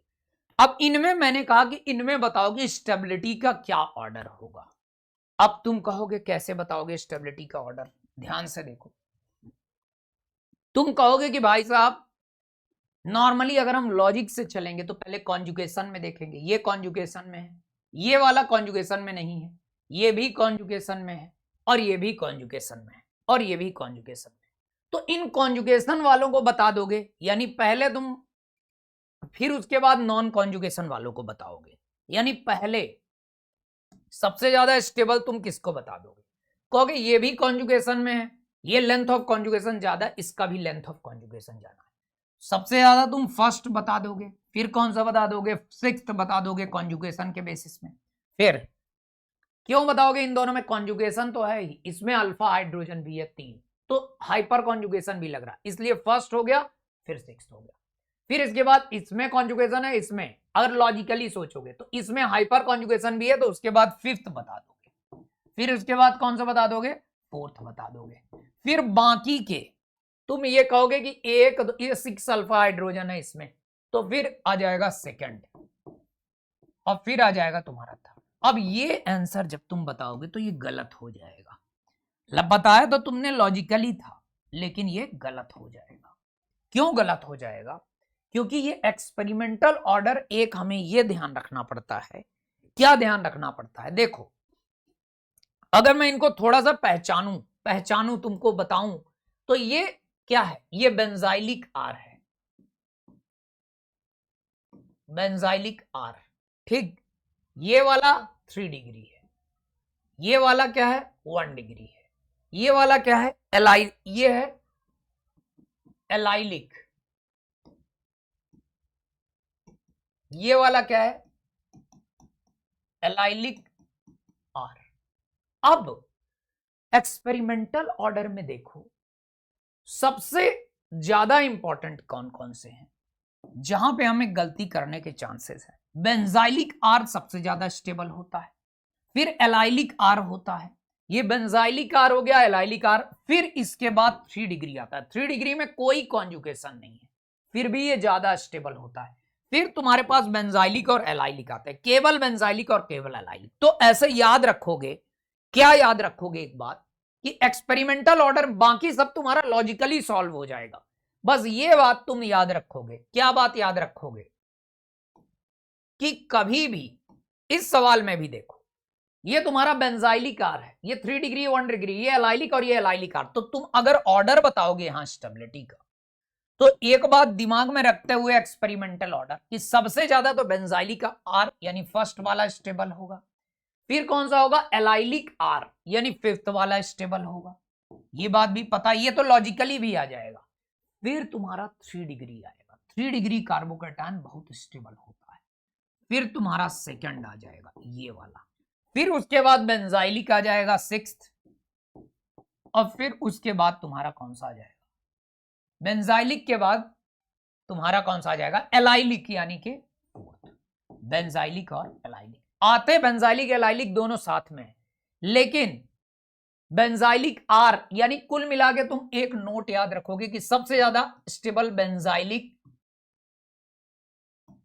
आर, फिर कौन सा, एलाइलिक में भी क्या लगा होगा, आर, फिर इनको अलग करने के लिए 3 डिग्री आएगा, फिर बेंजाइलिक आएगा, और फिर तुम्हारा क्या आएगा, एलाइलिक। तो ये चीज तुम्हें याद रखनी है, क्योंकि इसमें तुम गलती कर सकते हो। तो लिस्ट, एक्सपेरिमेंटल पूरी लिस्ट याद करने की बजाय हमें केवल इतना बात याद रखना, यहां पे हमसे गलती 3 डिग्री के बारे में, कि 3 डिग्री बेंजाइलिक एलाइलिक को सेपरेट करता है। चलो इतनी बात अगर क्लियर है, तो फिर अगला पॉइंट क्या याद रखना है, कार्बोकैटायन में, कार्बोकैटायन, कुछ कार्बोकैटायन बहुत ज्यादा स्टेबल होते हैं, और उस स्टेबिलिटी के लिए वो कुछ भी करते हैं, उसके बाद वो कुछ जीवन में चाहते ही नहीं। तो जो मोस्ट स्टेबल कार्बोकैटायन है, उनको हमें तुरंत सवाल में पहचानना पड़ता है। कई रिएक्शंस के पीछे, कई रिएक्शंस में प्रोडक्ट बनाने के पीछे उनको पहचानना बड़ा इंपॉर्टेंट हो जाता है। तो देखो कौन कौन से वो केस हैं जहां पे हमें एक्सेप्शनली स्टेबल कार्बोकैटायन मिलते हैं। तो पहला, तुमको डायरेक्ट ध्यान रखना है, अगर इसको बैक बॉन्डिंग या कई नाम देते हैं कई लोग, बट मैं तुमको बताऊं कि अगर ऑक्सीजन, अगर नाइट्रोजन एटम आए और उसके एक बॉन्ड में गैप में कार्बोकैटायन है, कैसे भी नाइट्रोजन एटम आए और एक बॉन्ड में कार्बोकैटायन है, या ऑक्सीजन एटम है उसके एक बॉन्ड में कार्बोकैटायन है, तो ये कार्बोकैटायन बहुत ज्यादा स्टेबल, एक्सट्रीमली स्टेबल होते हैं, सबसे ज्यादा स्टेबल होते हैं। क्यों? अब ऑक्सीजन के बाद, ऑक्सीजन के पास यहां पे होता है लोन पेयर, तो डायरेक्ट बॉन्डिंग, बैक बॉन्डिंग से इनका कॉन्जुगेशन होता है, और इसमें भी होता है लोन पेयर। तो ये एक्सेप्शनली, और इन दोनों में अगर पूछ ले तो नाइट्रोजन का ज्यादा अच्छे से कॉन्जुगेशन होगा बेटर, तो ये ज्यादा स्टेबल होगा। तो कभी भी अगर नाइट्रोजन या ऑक्सीजन के बाजू में कार्बोकैटायन आते हैं तो ये एक्सेप्शनली स्टेबल हो जाते हैं, अति के स्टेबल कार्बोकैटायन। पहला केस तो ये होगा, जैसे एग्जाम्पल के लिए, एग्जाम्पल के लिए अगर बोल दे ये कार्बोकैटायन, ठीक, और ये कार्बोकैटायन, और एक कार्बोकैटायन, ये कार्बोकैटायन, बोले इनमें ऑर्डर ऑफ स्टेबिलिटी बताओ, ऐसा पूछ ले, और इनमें यह भी पहचानो कि एक्सेप्शनली स्टेबल कार्बोकैटायन कौन से हैं। तो क्या तुम बता सकते हो? सोचो जल्दी से, बता दो। तुमको यह पहचानना तुरंत, एक्सेप्शनली यानी अति स्टेबल कार्बोकैटायन, ये जरूर से नजर में आने चाहिए। अच्छा, तो अब यहां पे देखो, तुम आसानी से बता दोगे कि भाई साहब ये दोनों तो एक्सेप्शनली स्टेबल कार्बोकैटायन की श्रेणी में आते हैं, और इनमें से भी अगर नाइट्रोजन के एक बॉन्ड के गैप में कार्बोकैटायन है तो ये सबसे ज्यादा स्टेबल होगा, और फिर ऑक्सीजन, यानी ऑर्डर ये होगा, फिर ये होगा, फिर ये होगा। तो पहला पॉइंट, तो कभी भी तुम्हें कार्बोकैटायन नाइट्रोजन ऑक्सीजन के साइड में बगल में बैठा हुआ दिखा तो मान लेना अति स्टेबल कार्बोकैटायन है। ये केस एकदम दिमाग में स्ट्राइकिंग होना चाहिए, ध्यान होना चाहिए। दूसरा केस, दूसरा केस बताता हूं। दूसरा है ऐसा कार्बोकेटायन जो डेंसिंग रेजोनेंस से स्टेबलाइज हो। Dancing resonance stabilised cation. Example मैंने तुम्हें बताया था कि अगर तुम्हें कभी भी एक ट्रायंगल के एक बॉन्ड के गैप में कार्बोकेटायन या दो ट्रायंगल के गैप में कार्बोकेटायन मिल रहा हो या तीन ट्रायंगल के गैप में कार्बोकेटायन मिल रहा हो, अब यहां पे समझो, अगर ऐसी सिचुएशन है तो यहां डेंसिंग रेजोनेंस से कार्बोकेटायन स्टेबलाइज होता है और बहुत ज्यादा स्टेबलाइज फिर से हो जाता है। ये चाहता है कि मुझे जन्नत मिले, कार्बोकेटायन की जन्नत है ये। पहला वाला भी जन्नत था, कार्बोकेटायन जन्नत में पहुंच चुका है, दूसरे वाले में भी कार्बोकेटायन जन्नत में पहुंच चुका है। तो इस जन्नत को ये कभी नहीं भूलता। ये ट्रायंगल डेंसिंग रेजोनेंस से नाचते हुए ये भक्ति में लीन हो जाता है भगवान की और बहुत स्टेबल मोक्ष को प्राप्त कर लेता है, अति स्टेबल कार्बोकेटायन। अच्छा, ये दो केस की हम लोगों ने बात करी कि कहां पे कार्बोकेटायन अपने आप को बहुत ज्यादा स्टेबल फील करता है। तीसरा केस, अगर कभी भी एरोमेटिक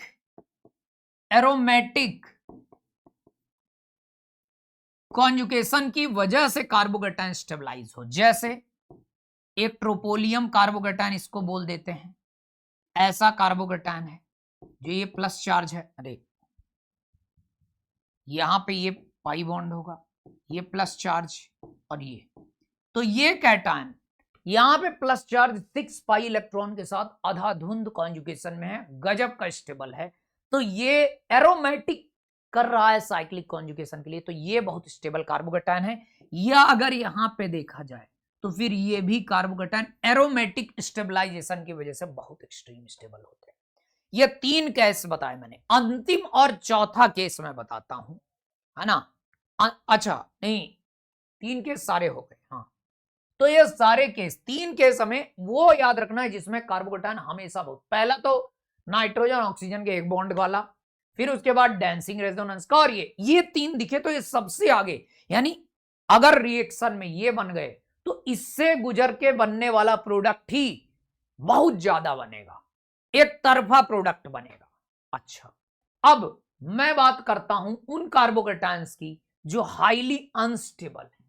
जिस तरीके से मैंने बताया कि बहुत स्टेबल कार्बोकेटायन होते हैं, वैसे ही कुछ कार्बोकेटायन ऐसे बनते हैं जो जहन्नुम होते हैं। अगर कार्बोकेटायन वहां बन गया तो वो अपने आप को जहन्नुम में देखता है, जहन्नुम मतलब नर्क में पाता है। अच्छा, अब वो कौन से केस है? तो पहला, कभी भी कार्बोकेटायन नॉट फॉर्म, ऐसा लिखो, carbocation not form, carbocation not formed at bridgehead position, bridgehead position, ठीक है ना। इसका क्या मतलब हुआ? अगर मान लो तुम्हारे पास कुछ ऐसा कार्बोकेटायन बन गया तो ब्रिजहेड पोजीशन में प्लेनर नहीं रहता कार्बोकेटायन, और जबकि प्लस चार्ज का मतलब sp2 हाइब्रिडाइजेशन है, प्लेनर होना चाहिए, तो ये कार्बोकेटायन हाईली अनस्टेबल बन जाता है। ये कभी भी अपने आप को स्टेबल फील, और ऐसा बनना ही नहीं चाहता, ये कार्बोकेटायन कभी नहीं बनना चाहता। हाँ, ये तो कभी नहीं बनेगा, लेकिन अगर थोड़ा इसको सुकून दिया जाए, कैसे? मान लो इसको मैंने थोड़ा सा ऐसा बना दिया, ऐसे ऐसे ऐसे। अब देखो, इन दोनों को अगर मैं बोलूं तो ये वाला तुम्हारा जो बनेगा ना, ये कुछ ऐसे बनेगा, ऐसे, और ये वाला जब बनेगा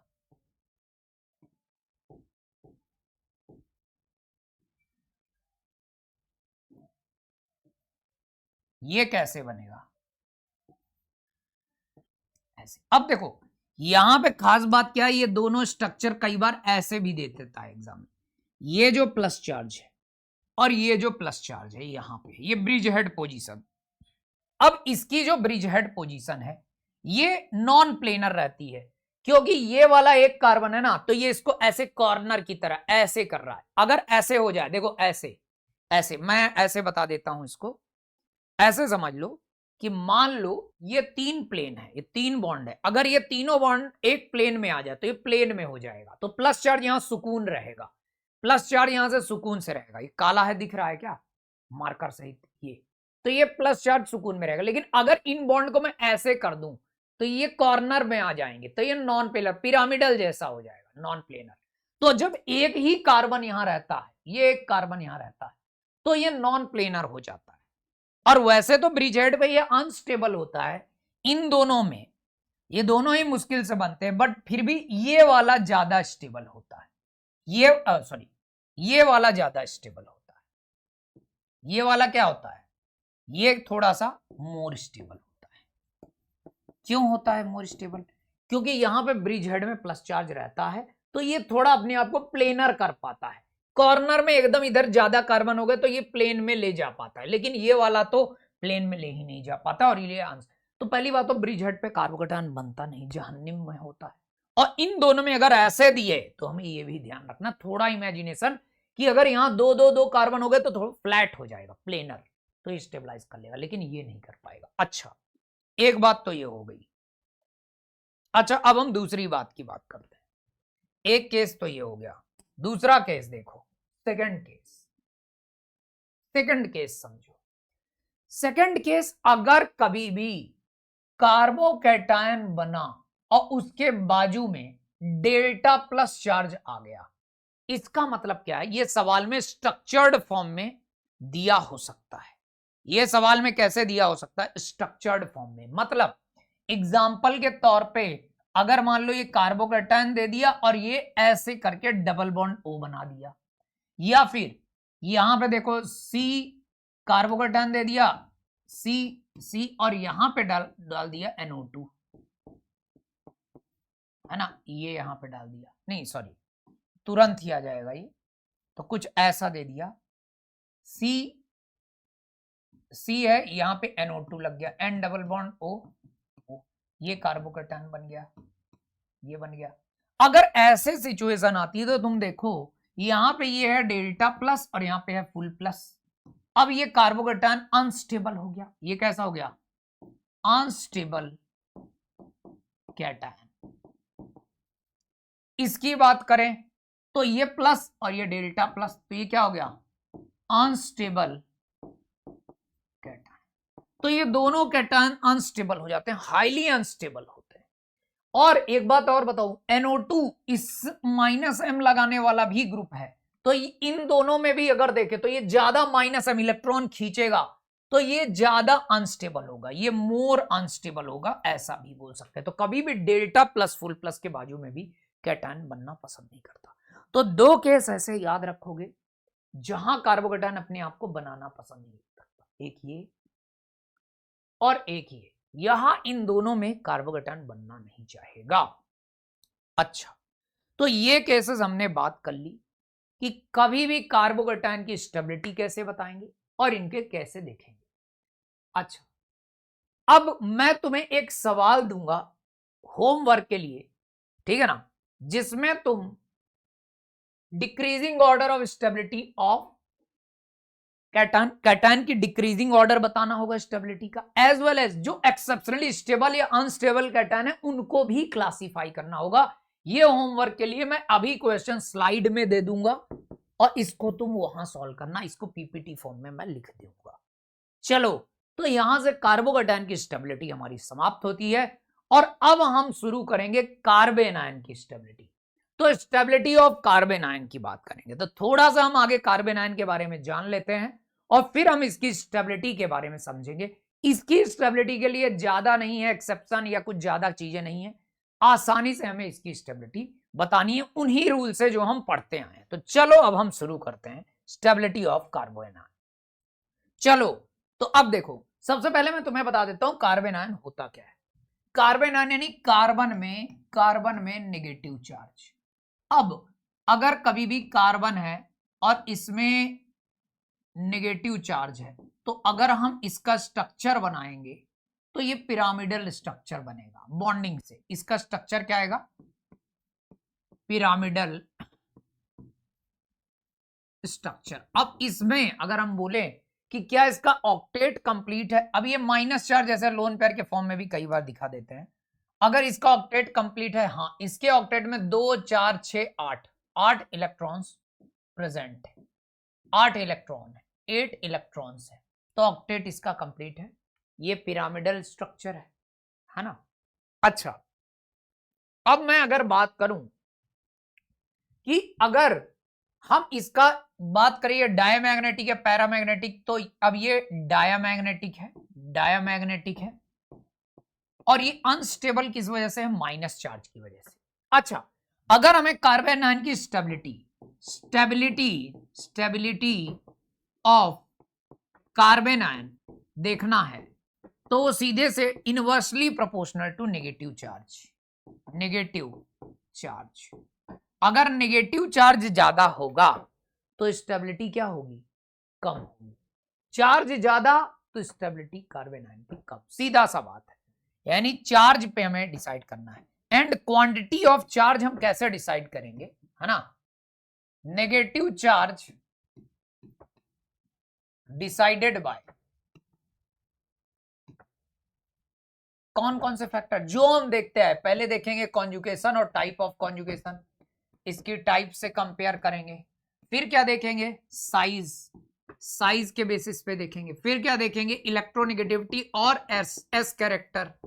फिर इसके बाद हम क्या लगाएंगे? फिर हम इलेक्ट्रॉनिक इफेक्ट लगाएंगे।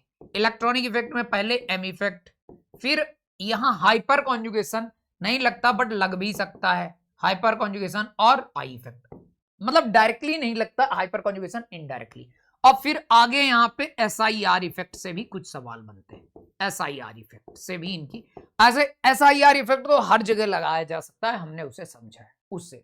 तो इतने फैक्टर से हम इसकी स्टेबिलिटी डिसाइड करते हैं। तो चलो हम इसके चार्ज से इसकी स्टेबिलिटी डिसाइड करना शुरू करते हैं। कुछ सवाल आगे फैक्टर्स देख लेते हैं। देखो, कॉन्जुगेशन तुम्हें पता है कि कॉन्जुगेशन किस तरीके से कार्बन आयन की स्टेबिलिटी को डिसाइड करेगा। भाई, चार्ज अगर फ्लो कर जाएगा, चार्ज कम हो जाएगा तो स्टेबिलिटी बढ़ जाएगी।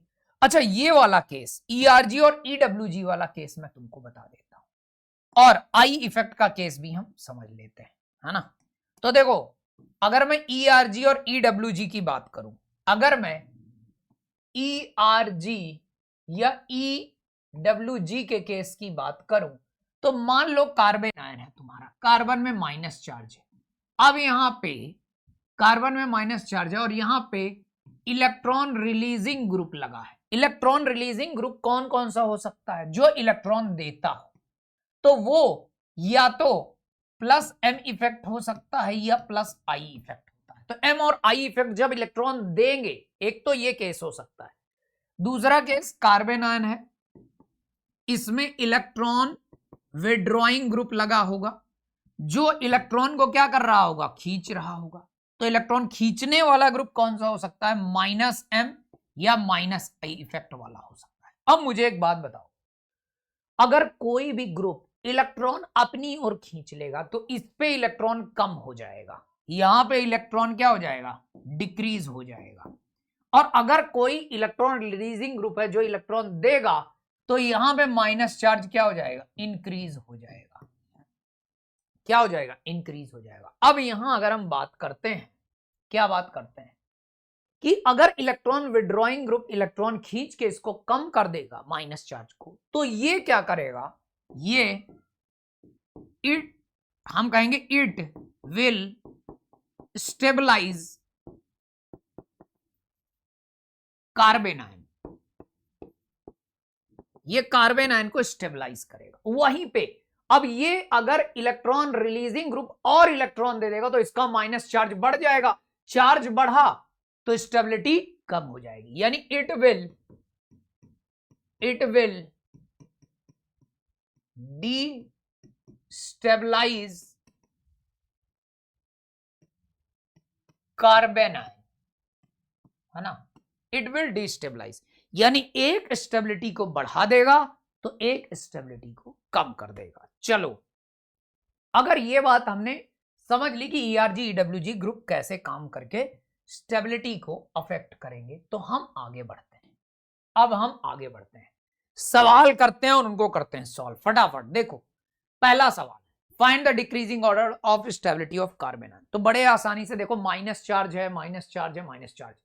अब ये वाला माइनस चार्ज यहां कॉन्जुगेशन लगाएंगे तो कॉन्जुगेशन में फ्लो कर रहा है, ये भी कॉन्जुगेशन में ज्यादा लेंथ तक फ्लो कर रहा है, और ये कॉन्जुगेशन में नहीं।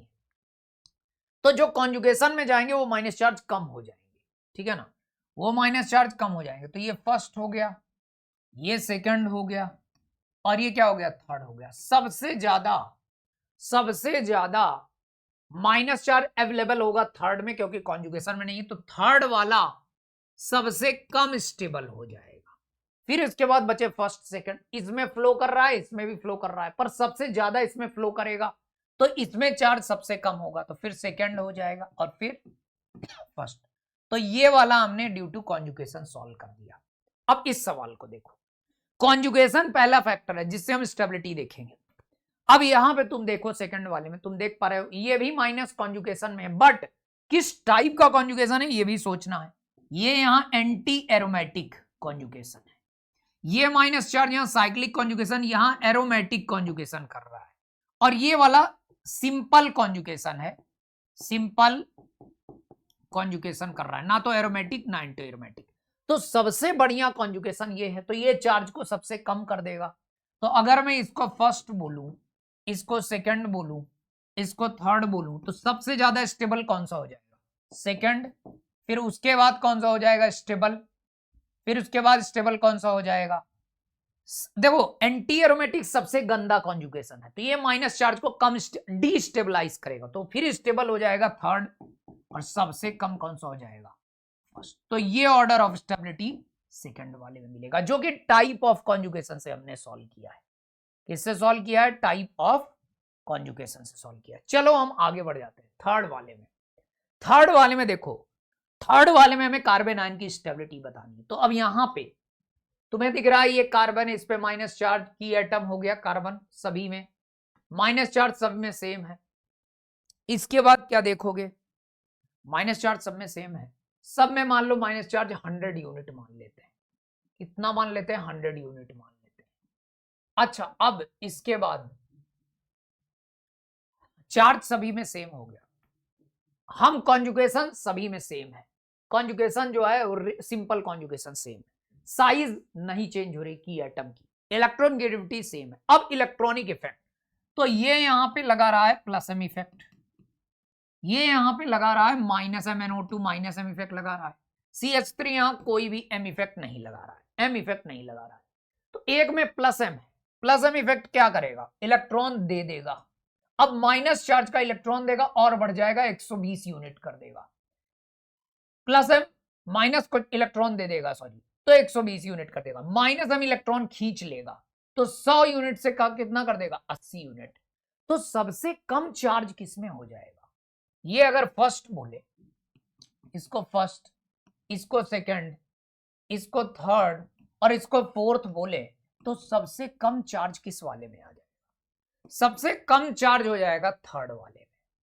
थर्ड वाले में सबसे कम चार्ज हुआ तो वो सबसे स्टेबल हो जाएगा, थर्ड वाला क्या हो जाएगा, सबसे ज्यादा स्टेबल हो जाएगा, थर्ड वाला सबसे स्टेबल हो जाएगा। अच्छा, ये सबसे स्टेबल, और सबसे कम स्टेबल ये, क्योंकि चार्ज दे दिया बढ़ गया अनस्टेबल, तो यहां पे सेकंड वाला सबसे कम स्टेबल हो जाएगा। अब बचते हैं बीच के ये। अब एम इफेक्ट के बाद अगला इफेक्ट हम देखेंगे हाइपर कॉन्जुगेशन। तो हाइपर कॉन्जुगेशन से ये इलेक्ट्रॉन दे रहा है और यहां पे कोई भी हाइपर कॉन्जुगेशन नहीं लग रहा है, तो हाइपर कॉन्जुगेशन से इलेक्ट्रॉन देगा, यहां माइनस चार्ज है, थोड़ा सा बढ़ जाएगा, 100 से 105 हो जाएगा। अगर चार्ज बढ़ा तो स्टेबिलिटी क्या हो जाएगी, कम। तो इसकी स्टेबिलिटी इन दोनों में से इसकी ज्यादा होगी, फर्स्ट की ज्यादा स्टेबिलिटी होगी, फिर इसके बाद किसकी हो जाएगी, फोर्थ की हो जाएगी। ओवरऑल ऑर्डर हमारे पास 3142 आ जाएगा। चलो, इस तरीके से इलेक्ट्रॉनिक इफेक्ट से हम कभी भी ऑर्डर बताएंगे। अब आगे बढ़ते हैं। अब देखो यहां पे फोर्थ वाले में ये तुम्हारा फर्स्ट कंपाउंड, ये तुम्हारा फर्स्ट कंपाउंड, ये तुम्हारा सेकंड कंपाउंड, ये तुम्हारा थर्ड कंपाउंड।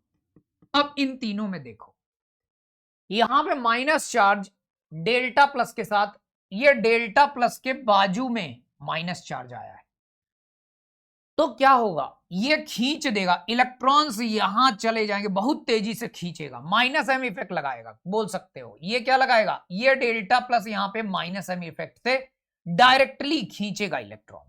इलेक्ट्रॉन क्या करेगा, डायरेक्टली खींचेगा।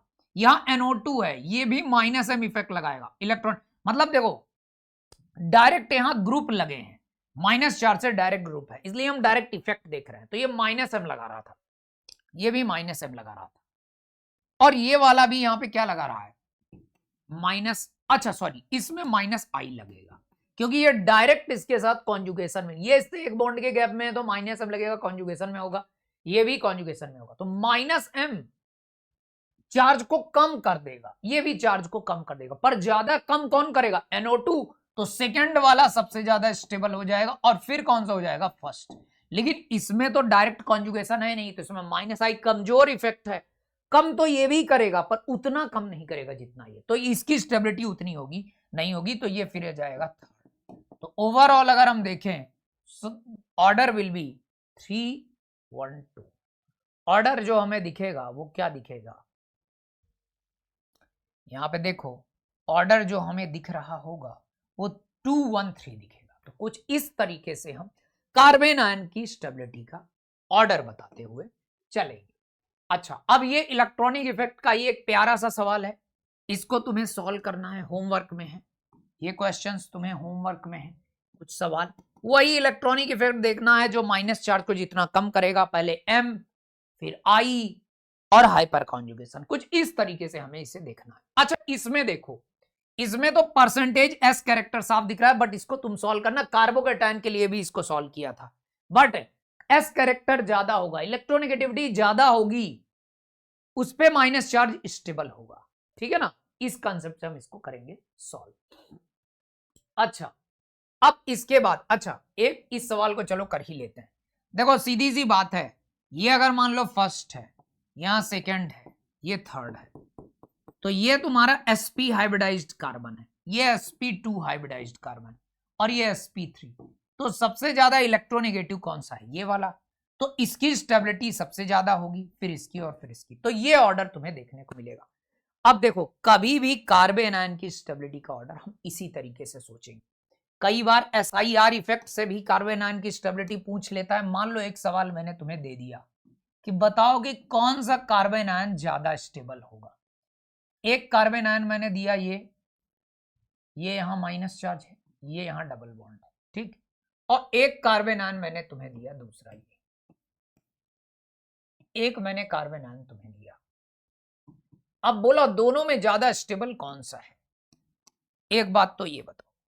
तो देखो मैंने कहा ये वाला तो ब्रिजहेड पोजीशन पे कार्बन आयन है, तो क्या होगा, कार्बन आयन को कोई दिक्कत नहीं होती, ब्रिजहेड में बन जाता है, कार्बोकैटायन ब्रिजहेड पे नहीं बनता, पर ये प्लेन में नहीं रहेगा, ये कार्बन आयन क्या है, नॉन प्लेनर जाएगा, नॉन प्लेनर। एक्चुअल में जो ब्रिजहेड पोजीशन होती है वो नॉन प्लेनर हो जाती है, वो क्या हो जाती है, non planar, non planar, plane में नहीं जाती, और अगर नॉन प्लेनर रहेगी तो उससे क्या दिक्कत है, कार्बन आयन को कोई दिक्कत नहीं है बनने में, पर कॉन्जुगेशन नहीं हो पाएगा, जब ये प्लेन में नहीं रहेगा तो इसका डबल बॉन्ड के साथ कॉन्जुगेशन ब्रेक हो जाएगा, हम क्या कहेंगे, कॉन्जुगेशन डिक्रीजेस, क्यों डिक्रीज हो रहा है, नॉन प्लेनरिटी की वजह से, बट इसमें कोई ब्रिजहेड पोजीशन नहीं है, तो ये प्रॉपर कॉन्जुगेशन रहेगा, प्रॉपर कॉन्जुगेशन, तो कौन सा बेटर फ्लो करेगा माइनस चार्ज, ये वाला बेटर फ्लो करेगा, तो हम कहेंगे ये वाला ज्यादा स्टेबल होगा, ये क्या हो जाएगा, मोर स्टेबल। तो कई बार ऐसे प्लेनरिटी की कंडीशन या SIR की कंडीशन डाल के तुम्हें सवाल देगा, है ना, SIR के डालना है तो मैं अगर मान लो ऐसे सवाल दे देता, ये सवाल दे देता, कई सवाल यहां बन जाएंगे, माइनस चार्ज यहां CH3 ग्रुप लगा दिया, यहां CH3 ग्रुप लगा दिया, यहां CH3 ग्रुप और यहां पे CH3 ग्रुप। अब ये माइनस चार्ज, अच्छा ये बेंजीन रिंग है, क्या ये प्लेन में रहेंगे? ये प्लेन में नहीं जाएगा, ये प्लेन से बाहर हो जाएगा इधर उधर, तो उसका कॉन्जुगेशन अच्छे से रिंग में नहीं हो पाएगा। और अगर मैं केबल ऐसे दे दूं, यहां CH3 ग्रुप, यहां पे भी CH3 लगा हो, यहां पे CH3, उससे फर्क नहीं पड़ेगा क्योंकि ये प्लेनर रहेगा। तो अब ज्यादा स्टेबल कौन सा होगा?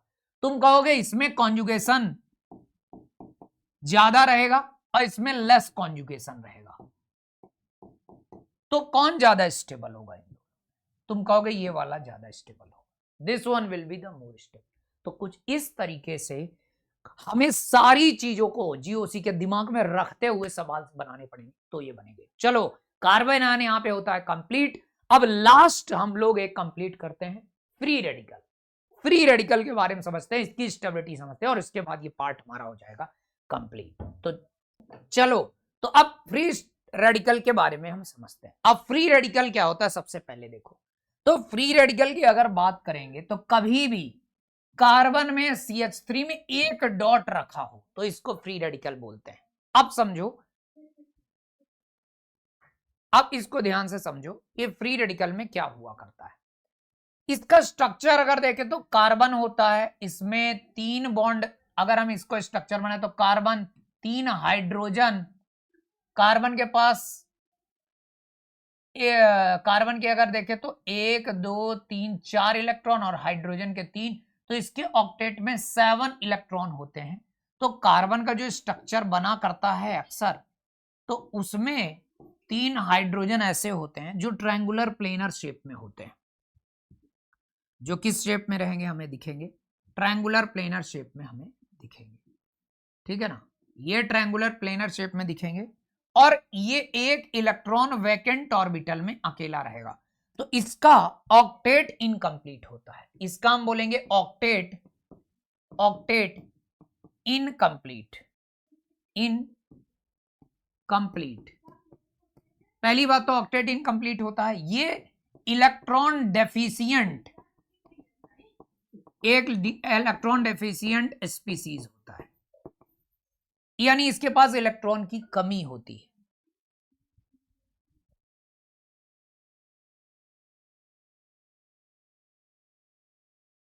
देखो, अब यहां पे इलेक्ट्रॉन डेफिशिएंट स्पीसीज है, यानी इस पे इलेक्ट्रॉन की कमी होती है, इलेक्ट्रॉन की क्या होती है? कमी होती है।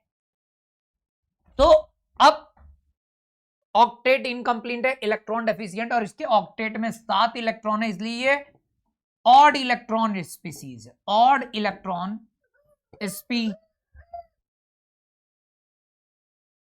ऑड इलेक्ट्रॉन स्पीसीज होता है, यानी इसमें ऑड इलेक्ट्रॉन होते हैं, इस वजह से ये पैरामैग्नेटिक होता है, अनपेयर्ड इलेक्ट्रॉन्स होते हैं इसमें, पैरा मैग्नेटिक होता है। तो ये कुछ इंपॉर्टेंट इसके बारे में बातें। अब अगर इसकी स्टेबिलिटी की बात करें तो इसकी स्टेबिलिटी के लिए क्या फैक्टर्स हैं? फैक्टर्स, तो पहली बात तो अगर कभी भी फ्री रेडिकल है, फ्री रेडिकल है और इसमें कोई भी ग्रुप लगा हुआ है, अब ये ग्रुप मान लो हम बात करते हैं इलेक्ट्रॉन रिलीजिंग ग्रुप है, यानी इसको इलेक्ट्रॉन दे रहा है, इलेक्ट्रॉन क्या कर रहा है? दे रहा है।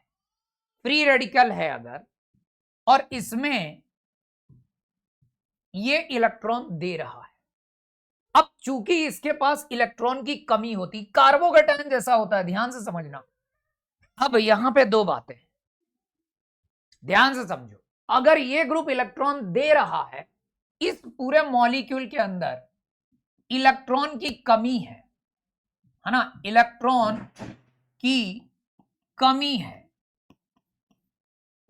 और इसे अब अगर कोई ग्रुप प्लस एम इफेक्ट से, या तो प्लस एम से इलेक्ट्रॉन दे सकता है, या प्लस आई इफेक्ट से इलेक्ट्रॉन दे सकता है, या हाइपर कॉन्जुगेशन से, किसी भी तरीके से अगर ये इलेक्ट्रॉन दे रहा है, तो यहां पे ये group increase the stability of free radical, increase stability of free radical,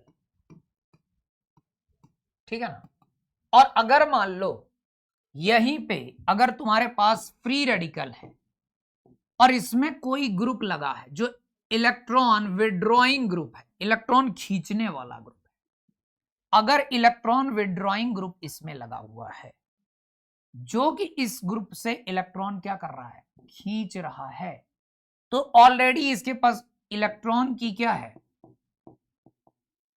कमी है, इसमें इलेक्ट्रॉन की कमी है और इलेक्ट्रॉन इससे और खींचा जा रहा है। मान लो किसी चीज में इलेक्ट्रॉन की कमी है, उससे और इलेक्ट्रॉन ले लिया तो वो तो अनस्टेबल हो जाएगा, पगला जाएगा। खून की कमी है, खून और खींच लिया, मर जाएगा। तो ये इलेक्ट्रॉन विड्रॉइंग यानी खींचने वाले ग्रुप यानी -m -I इफेक्ट लगाने वाले group, these will decrease stability of free radical, ये फ्री रेडिकल की स्टेबिलिटी को कम करेंगे। तो एक बात तो हमें ध्यान रखना है, फ्री रेडिकल भी ऐसा समझ लो कार्बोकेटायन, जैसे कार्बोकेटायन के बाद इलेक्ट्रॉन की कमी, इनके पास भी इलेक्ट्रॉन की क्या होती है, कमी, और ये क्या करते हैं, उसकी स्टेबिलिटी को इलेक्ट्रॉन खींच के कम करते हैं। अब मेनली कभी भी ग्रुप तो ऐसे हमें स्टेबिलिटी को बताएंगे। अब हम जो मेन फैक्टर लगाएंगे ना, पहला कॉन्जुगेशन देखेंगे स्टेबिलिटी के लिए, दूसरा क्या देखेंगे, यहां कॉन्जुगेशन के बाद यहां पे हम डायरेक्ट यहां साइज, इलेक्ट्रोनेगेटिविटी, सारा फैक्टर वही लगाओगे, लेकिन जो मेन फैक्टर यहां पे कुल मिला के आएंगे वो क्या आएंगे, कॉन्जुगेशन आएंगे। कॉन्जुगेशन के बाद एम इफेक्ट आएगा, एम इफेक्ट के बाद हाइपर कॉन्जुगेशन लगेगा, हाइपर कॉन्जुगेशन के बाद आई इफेक्ट लगेगा। यही इफेक्ट्स मेनली फ्री रेडिकल की स्टेबिलिटी में यूज होंगे। वैसे तो रूल वही है। चलो एक दो एग्जांपल से हम समझते हैं। जैसे मान लो दे दिया, find decreasing order of stability, decreasing order of stability of cation. अब यहां पे देखो, अगर हमें decreasing order of stability of cation बतानी है, एक तुम्हें क्या दे दिया, ये मॉलिक्यूल,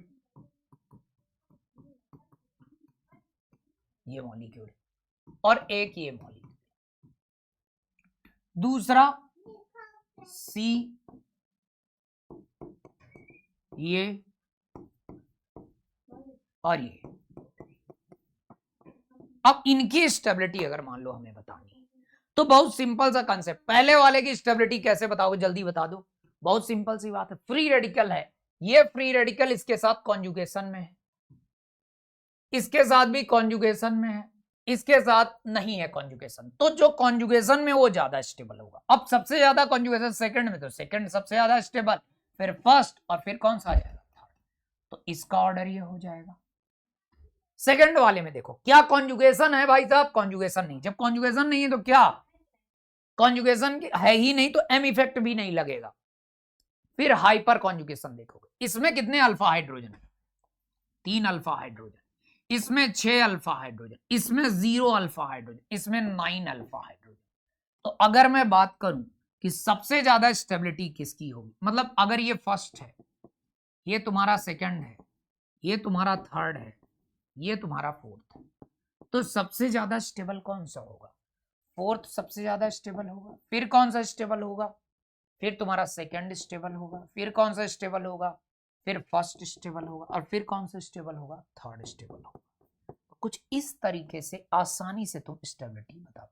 अच्छा, अब ये यहां एक और बात ध्यान रखनी है, ये फ्री रेडिकल अगर इसको बोले तो इसे बोलते हैं 3 डिग्री फ्री रेडिकल, FR मतलब फ्री रेडिकल। इसको हम बोलेंगे 2 डिग्री फ्री रेडिकल, क्योंकि 2 डिग्री कार्बन में, और इसको हम बोलेंगे 1 डिग्री फ्री रेडिकल, और ये तुम्हारा मिथाइल रेडिकल है। कभी भी सबसे ज्यादा स्टेबल 3 डिग्री रहेगा, 3 डिग्री फ्री रेडिकल सबसे ज्यादा स्टेबल रहेगा, क्योंकि उसमें सबसे ज्यादा अल्फा हाइड्रोजन है, देख लो 9 अल्फा हाइड्रोजन। फिर 2 डिग्री फ्री रेडिकल रहेगा, कभी भी 2 डिग्री फ्री रेडिकल में 6 अल्फा हाइड्रोजन है, और फिर 1 डिग्री फ्री रेडिकल रहेगा। तो अगर नॉर्मली हमें जब बात की जाती है कई बार, तो डिग्री वाइज अगर हमें देखना हुआ तो ये नॉर्मल ट्रेंड है कि 3 डिग्री में अल्फा हाइड्रोजन ज्यादा है तो वो ज्यादा स्टेबल, फिर 2 डिग्री, फिर 1 डिग्री। तो इस तरीके से हमें फ्री डिग्री। एक लास्ट सवाल और फ्री रेडिकल में करते हैं। अगर मान लो तुम्हें एक सवाल दिया, find the decreasing order of stability of free radical. अब यहाँ पे CH2 रेडिकल। अब मैं कुछ सवाल बना रहा हूं, इस लास्ट सवाल को तुम जल्दी से करो सॉल्व, फिर हम बढ़ते हैं आगे।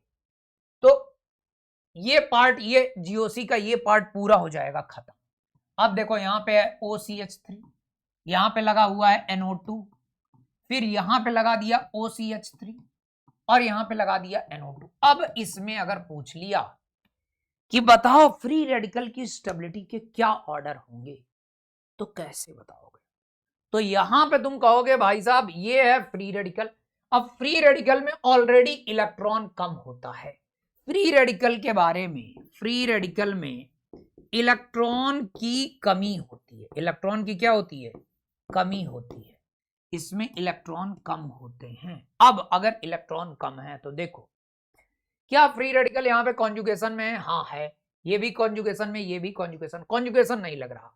साइज इलेक्ट्रोनेगेटिविटी नहीं लग रही। अब देखोगे ग्रुप, ये ग्रुप प्लस M इफेक्ट लगा रहा है, ये ग्रुप माइनस M इफेक्ट लगा रहा है। ये M इफेक्ट नहीं लगा रहा है, M इफेक्ट नहीं लगा रहा है, क्योंकि इस फ्री रेडिकल के रिस्पेक्ट में मेटा पोजीशन में। तो पहले तो हम M इफेक्ट से इनके बारे में हम समझेंगे। अब M इफेक्ट अगर लग रहा है तो मुझे एक बात बताओ, प्लस M इफेक्ट इलेक्ट्रॉन्स देगा इसको। जब इलेक्ट्रॉन देगा, फ्री रेडिकल को तुम ऐसा समझ लो कार्बोकेटायन की तरह ही इलेक्ट्रॉन की कमी वाला ग्रुप है। तो कार्बोकेटायन को अगर इलेक्ट्रॉन देगा तो उसे सुकून मिलेगा। इलेक्ट्रॉन नेगेटिव चार्ज आ रहा है, प्लस चार्ज, तो इसे इलेक्ट्रॉन मिल गया। तो इस फ्री रेडिकल में इलेक्ट्रॉन की कमी खत्म होगी। तो ये प्लस M सबसे ज्यादा स्टेबलाइज, यानी फर्स्ट वाला सबसे स्टेबल कर देगा। माइनस M क्या करेगा? इलेक्ट्रॉन और खींच लेगा। इस पे कमी थी और खींच लिया और कम कर दिया।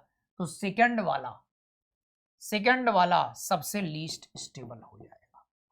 फर्स्ट वाला सबसे ज्यादा स्टेबल हुआ, सेकंड वाला सबसे कम स्टेबल हुआ। अब ये थर्ड है और ये फोर्थ है। अब यहां पे देखो ध्यान से, अब यहां पे देखो कि थर्ड और फोर्थ की हम बात कर रहे हैं। अब यहां पे क्या M इफेक्ट लग रहा है भाई साहब? नहीं लग रहा है। हाइपर कॉन्जुगेशन लग रहा है क्या?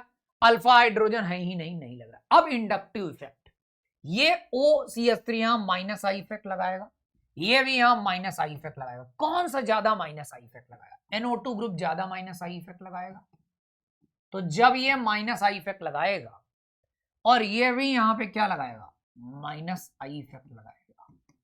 तो जब ये दोनों इलेक्ट्रॉन खींचेंगे, पे कम थे तो और खींच के और अनस्टेबल कर देंगे। तो ये अनस्टेबल होगा, ये भी अनस्टेबल। ज्यादा अनस्टेबल NO2 वाला होगा इन दोनों में। तो फिर थर्ड वाला स्टेबल होगा और फिर फोर्थ होगा। ओवरऑल जो हमें ऑर्डर मिलने वाला है वो कुछ ये मिलने वाला है। इस तरीके से कभी भी हम स्टेबिलिटी ऑफ फ्री रेडिकल बताएंगे। तो इस तरीके से बेसिक कंसेप्ट है जिसमें मैंने तुम्हें बताया एसिडिटी, बेसिसिटी से लेके फ्री रेडिकल तक। ये जीओसी का पार्ट पूरा खत्म होता है। अब छोटे छोटे 2 वीडियो आएंगे जिसमें एरोमेटिसिटी का एक पूरा कंप्लीट वीडियो रहेगा और एक टॉटोमेरिज्म का कंप्लीट वीडियो रहेगा, जिसमें जो इस जीओसी के सपोर्टिंग में बनेगा। और ये पार्ट खत्म हो गया। अब हम हाइड्रोकार्बन शुरू करेंगे। तो अब सभी लोग हाइड्रोकार्बन के लिए रेडी हो जाओ। कल हम लोग हाइड्रोकार्बन सुबह सुबह प्रारंभ कर देंगे। आज यहीं पे जीओसी होता है खत्म। तो ये रहा तुम्हारा प्यारा चेहरा, ये 2 आंखें, ये नाक, मुंह, और ये तुम, और ये मेरा प्यारा। Thank you. तो चलो मिलते हैं अगले। बाल नहीं बनाया, टकला बना रखा है। बाल बना दो, कंघी कर दो और 2 प्यारे से क्या कान बना दो। चलो मिलते हैं फिर अगली क्लास में। Thank you very much.